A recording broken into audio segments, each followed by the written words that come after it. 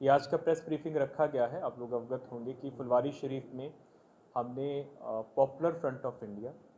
और उसका जो पॉलिटिकल विंग है एसटीपीआई, उनके कुछ कार्यकर्ताओं को गिरफ्तारी की गई है। मामला ये था कि हम लोगों को कुछ कुछ इनपुट्स प्राप्त हो रहे थे कि एक जगह है फुलवारी में, नया टोला अहमद पैलेस करके, उसके जो मालिक मकान है मोहम्मद जलालुद्दीन, ये पहले झारखंड पुलिस में सब इंस्पेक्टर रहे हुए और वहाँ से सेवानिवृत्त हुए हैं, कि इनके मकान में एक ऑर्गेनाइजेशन, तब तक ऑर्गेनाइजेशन की हम लोगों को जानकारी नहीं थी कि कुछ लोग वहाँ पे मीटिंग्स करते हैं और मीटिंग्स के माध्यम से धार्मिक कठोरता और जिसको हम अंग्रेज़ी में बोलते हैं रेडिकलाइजेशन, वो करने का प्रयास कर रहे हैं। तो इस ऑर्गेनाइजेशन को हम लोग काफ़ी देर से फॉलो भी कर रहे थे और हमारे अलावा जो बाकी सिस्टर एजेंसीज़ हैं, इंटेलिजेंस एजेंसीज़ हैं, उनके पास भी कुछ कुछ इनपुट्स थे। तो अभी जैसे माननीय प्रधानमंत्री का विज़िट हो रहा था, तो उससे पहले हम लोग अपना जो सोशल मीडिया के मॉनिटरिंग सेल होते हैं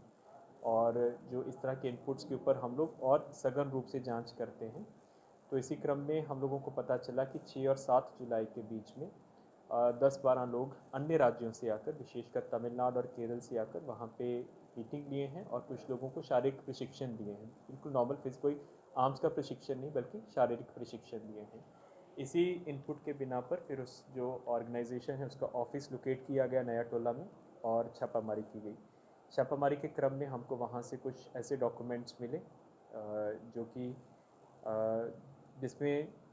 भारत को इस्लामिक राष्ट्र बनाने के लिए कुछ कुछ कार्य योजना थी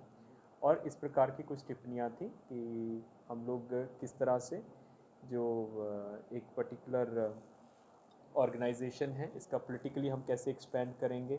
और किस तरह से धीरे धीरे इस्लामिक राष्ट्र की तरफ हम लोग देश को लेकर जाएंगे।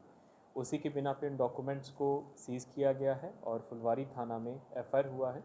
कुल 3 लोगों की अभी तक गिरफ्तारी हुई है। उनमें से जो एक हैं अथर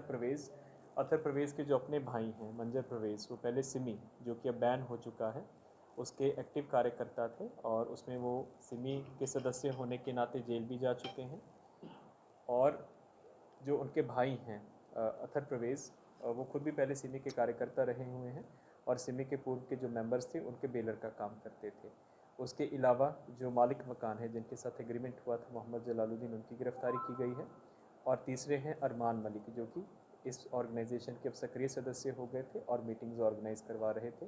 एफआईआर में कुल 26 लोगों को नामजद किया गया है। अधिकांश लोग बिहार के हैं और कुछ लोग बिहार के बाहर के भी हैं, कर्नाटक के हैं,